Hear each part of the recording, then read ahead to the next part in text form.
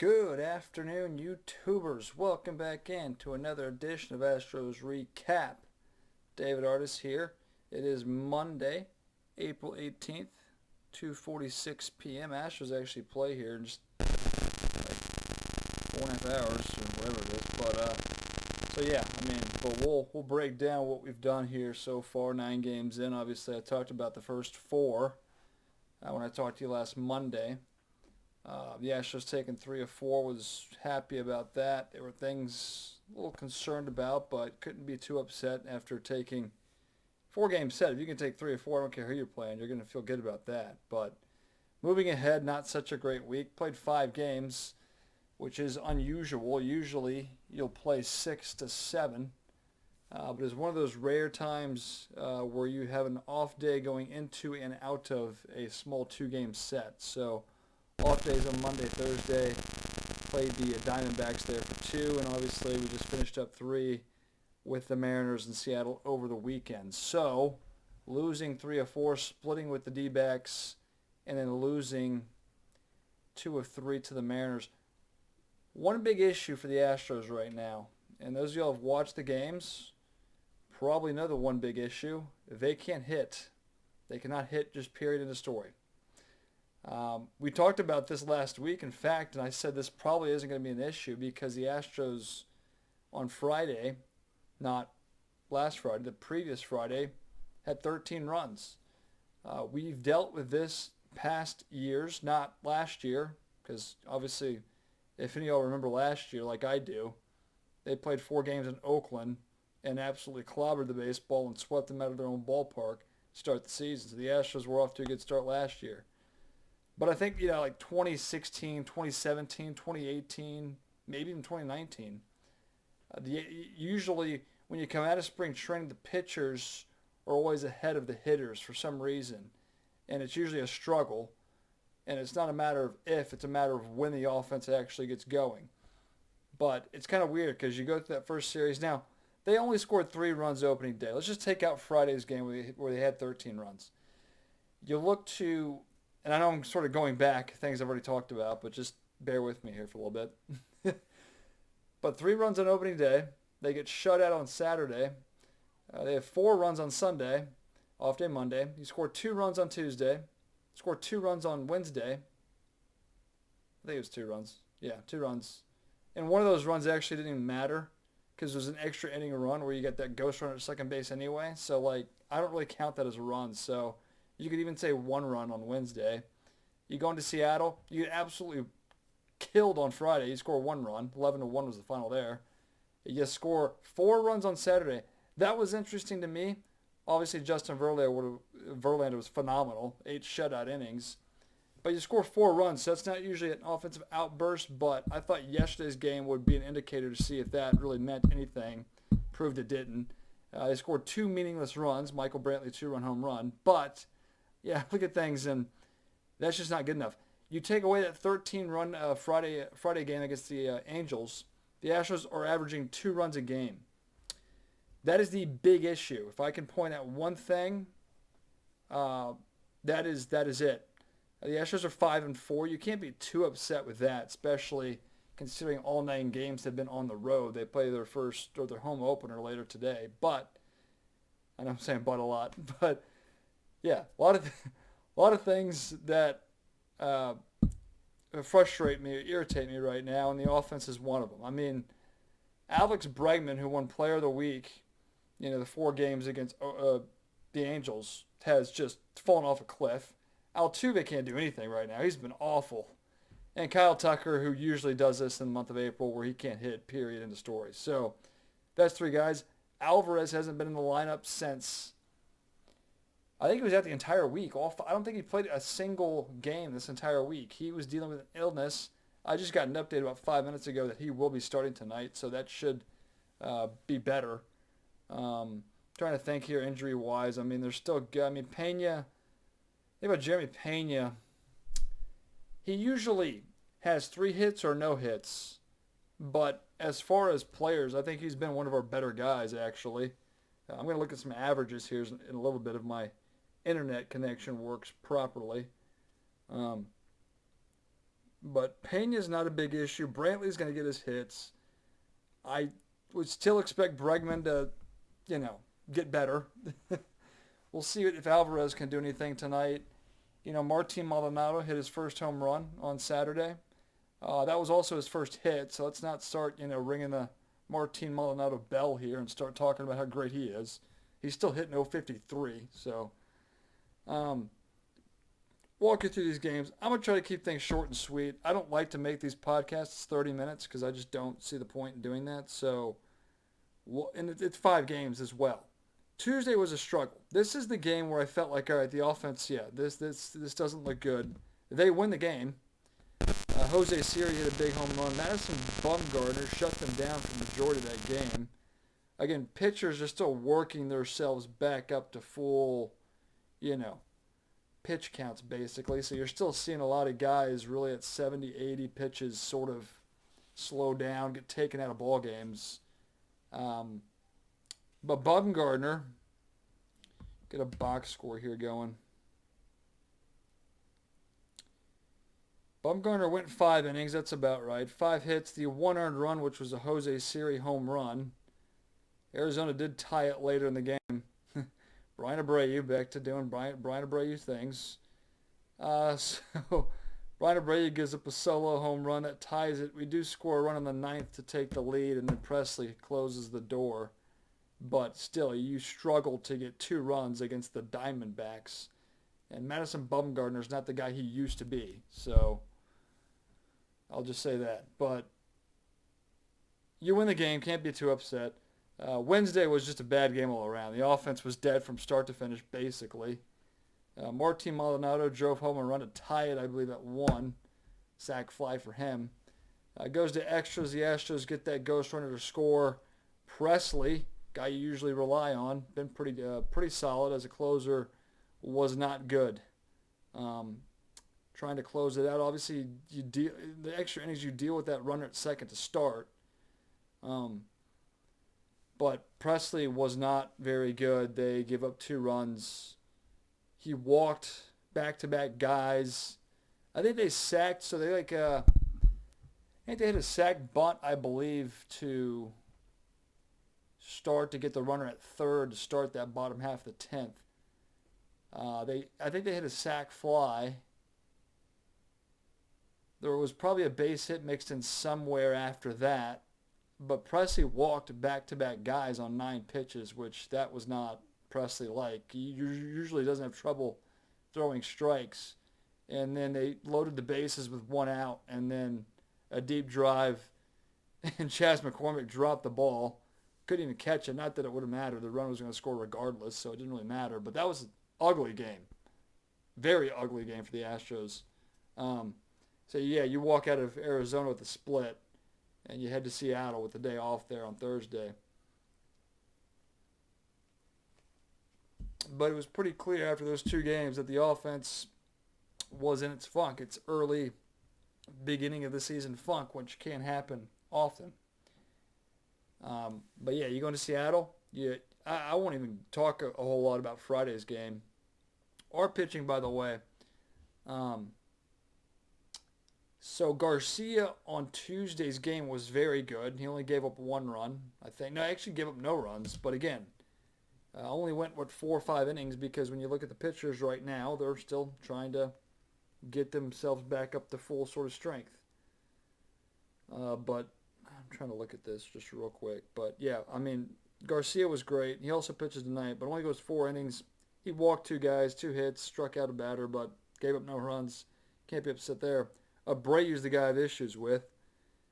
The thing with Abreu, since I'm on that sort of subject right now, I've come to the conclusion after 9 games, I know how our bullpen works. I know how our bullpen, I feel like I'm pretty confident in how this is going to work for our bullpen. You got about 3-4 guys I think you can rely on, which is better than what you had last year, especially before the trade deadline. You had nobody other than Ryan Presley you could rely on. But people like Phil Maton, Rafael Montero, and Hector Neris are the guys you can rely on right now. By the way, one thing I didn't mention, Presley actually got put on the DL after he blew that save on a Wednesday. and they brought up some left-handed no-name reliever. Actually, had a 1-2-3 inning yesterday, but that game was well out of reach. But yeah, 3 guys right now. It was only 3 guys, which, yeah, like I said, if Presley's there, it's 4 guys. But right now, it's Montero, it's Neris, and it's Maton. The guys you can't rely on. Pedro Baez probably won't. He won't make it through the season. At this point, there's no way. He's had 2 outings. I think he's stuck in both of them. He has absolutely no velocity in his fastball anymore. Tops out at 91, maybe 92. His secondary stuff isn't very good, so he probably won't make it through the season at this rate. And at this point, I just cut him because he's not good. Brian Abreu, I made my feelings felt pretty clear about him last year, throughout the year, because he was a complete mess. He comes in this year, has a few more ticks on the fastball. He can pump it up there. He can hit 99, 100 miles per hour, but he throws his fastballs right over the heart of the plate, which are dying to be killed. And they have been so far. So Abreu's not going to be a reliable option. And then, yeah, I talked about Baez and Blake Taylor, the lone lefty. Well, not the lone right now because Presley's hurt, but Blake Taylor's not going to be an option because he had proved his 2020 year was fluky, and now he just sort of stinks, and he's been hurt last year for a good portion early on, came back. But so there's 3 relievers I like, 3 relievers I don't like. Another reliever, Ronel Blanco, I believe, is just there because he's there. He's not going to pitch in any meaningful spot, but I'll wait for Dusty Baker to start throwing people out there like Brian Abreu in key spots when you're trying to protect a lead or a tie game, and wait to harp on that because Dusty will probably do that at some point because, he'll do it. He'll also use Blake Taylor in spots where there's a few lefties, although I've never liked the whole philosophy of matching up lefties on lefties these days because it doesn't work out. Might work out, but give me the better reliever rather than matching things up. That's the way I feel about it. I'd rather have Phil Maton against 3 lefties than Blake Taylor against 3 lefties.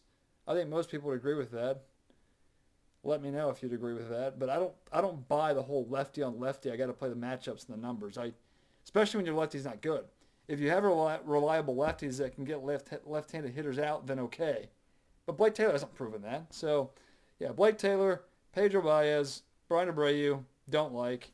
Maton, Neris, Montero, do like. That's how the bullpen shapes out. We'll wait on Presley. Don't know the severity of the injury. Hopefully it's not anything serious. But that's where we're at there. Trying to think. I'm missing. I'd like to see Javier. I do like Javier. Now, they like to use Javier, obviously, if you need long relief. If you need to get through a few innings. But Javier, I think, could actually... I wouldn't mind seeing him a few times if you want him for 1 inning. Let's say 7th or 8th inning. I think he could do that just fine. But we'll see how that works out. But I do like Javier in that bullpen.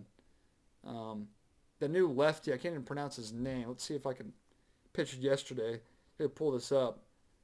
But he had a 1-2-3 inning, so we'll see. Machinsky or Parker Machinsky. But 1-2-3 inning with a strikeout yesterday, so I don't know if anything will come of that. Can't talk right now. But if he pitches, if he gets a few more outings and they're solid like that one, I'd prefer him over Blake Taylor easily. Blake Taylor ain't setting the bar high when it comes to left-handed relievers. So, but yeah, this weekend was a mess offensively.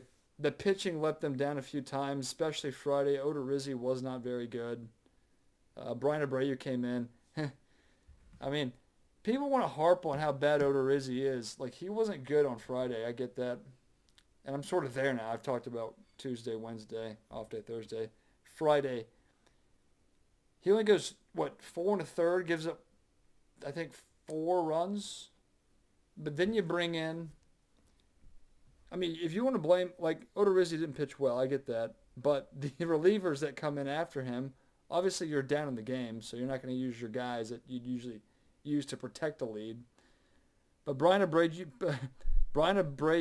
Pedro Baez, and Ronel Blanco come in. They could give up a combined 7 runs. So let's not sit here and act like Odorizzi, who set the tone pretty poorly. ERA at 6.48 now. Um, but yeah, Abreu gives up 2 earned runs, walks 2 guys. Yeah, that's about right. Pedro Baez, 3 earned runs. His ERA is now over 20. And Blanco, like I said, is going to give up runs. He's just there because he's there. He's not important. One thing I forgot about the Arizona series, we saw bad Framber Valdez who walked 5 guys. So that was not good. We saw good Framber obviously opening day. We saw bad Framber on Wednesday. He didn't give up any runs, or he might have given up. Actually, we hit a batter to bring in a run. Bases loaded, hit a guy. His control was all over the place, so that was not a good. I can't. Oh, they'll have to ride or die with Framber Valdez, so we'll see. But yeah, you win Saturday. Verlander was phenomenal. 8 shutout innings. I think Neris pitched the ninth, but if there's any bright spot in the rotation at this point, yeah, Verlander looks like Verlander before the Tommy Johns. So that is very nice to see. That was the game Maldonado hit a 2-run home run, scored 4 runs. Not terrible hitting-wise, but Sunday really showed me that was a fluky sort of 4 runs. Urquidy was not good. 5-run 4th inning. I don't think he got out of the 4th, actually, as I look at this. I guess he did. Four innings, and then there's Machinsky. Blanco gave up an earned run. Blake Taylor. Ryan Stanek. That's one guy I didn't bring up. Ryan Stanek. Haven't seen a lot of him. He gave up the home run to Mike Trout back on Saturday, I believe, but hadn't pitched since, which was surprising.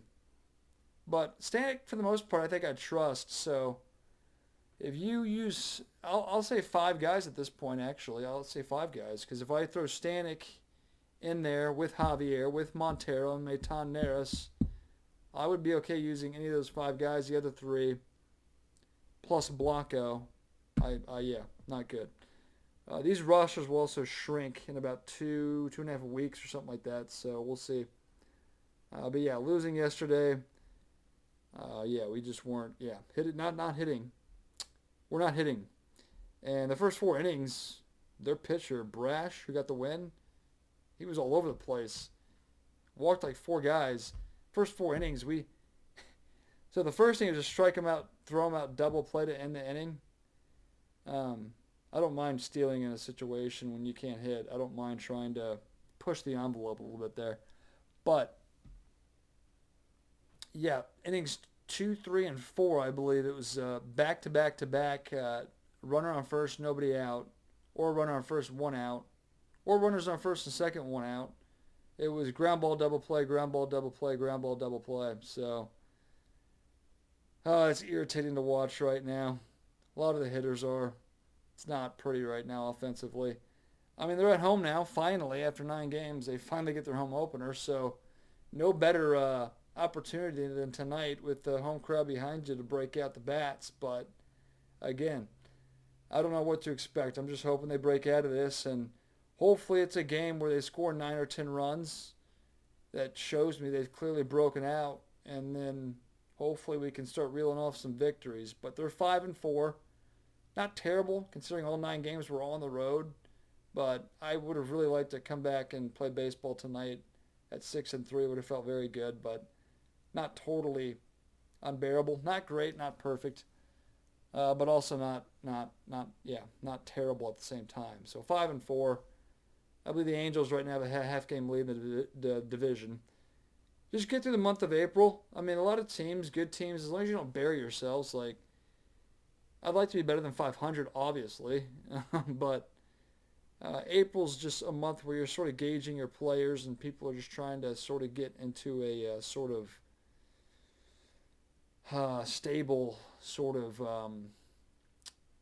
routine, I guess. I don't know exactly what to say. But hopefully we'll bounce back tonight. I'm coming up on 20 minutes here, so I'm going to try to wrap things up. Love to hear your comments in the section below. Told you I was going to look at some. Altuve's hitting 156, Brantley 273, that's okay. Bregman 233, that's been going way down. Tucker 121. Those are the 2 guys. Altuve and Tucker right now just absolutely irritate the crap out of me. Gurriel I'm okay with. I know he's only hit 167. Castro obviously nothing. Diaz 182. Lemney says Pena got the day off. Siri 333. I'd like to see Siri more than McCormick out there in center. Cormick starting on the left. Alvarez out. Brantley at the DH. Cormick's hitting 320, so he hasn't been bad, but I still like Siri a little bit more. But really, you're not going to get a lot of offense out of either one of those guys. We're still waiting on Jake Myers to come back to take the center field spot. But Tucker and Altuve starts and ends with them. They need to get their bats going, especially when you're hitting 1-4. Now, Tucker was batting cleanup just because of Alvarez being out, so he'll probably fall back down in the order. But Brantley batting second. But yeah. Let me just check Pena's average since he didn't play on. He had the day off there, so. Pena had a single, double, triple on Saturday. Got the day off Sunday. He's hitting 345, so. Pena's playing well. McCormick's average and Siri's average are both over 300, so I can't be too upset with them. They've had a little Nico Goodrum too, but he's just a fifth infielder.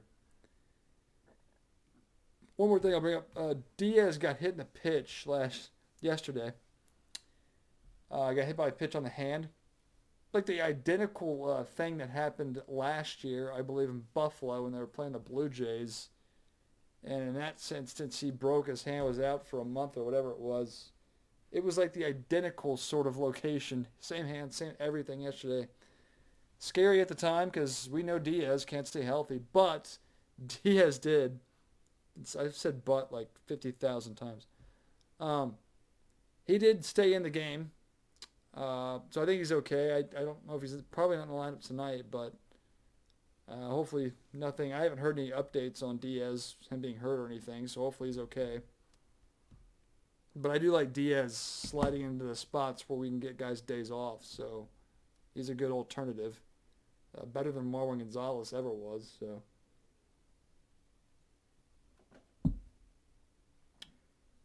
Anyway, coming up on 25, 23, 24, 25 minutes. Anyway, wrap things up there. Love to hear your comments below. Thanks for listening, Lee. Shout out to you, Lee Greb. But yeah, like this video, share with your friends. All that good stuff to do on YouTube. Love to hear your comments below. Next week, next time I talk to you, probably, I want to say Sunday, because I think I do work Monday. But they'll be in Texas. But 3 here with LA, off day Thursday. 3 with Toronto. We know Toronto's loaded, so we'll wait and see there. But yeah, I'll talk to you next either Sunday night or maybe mid-afternoon Monday, depending on what the schedule looks like. But I don't have that schedule yet, so we'll wait and see. But again, but yeah, I'll wrap things up there, and we'll talk to you in a week.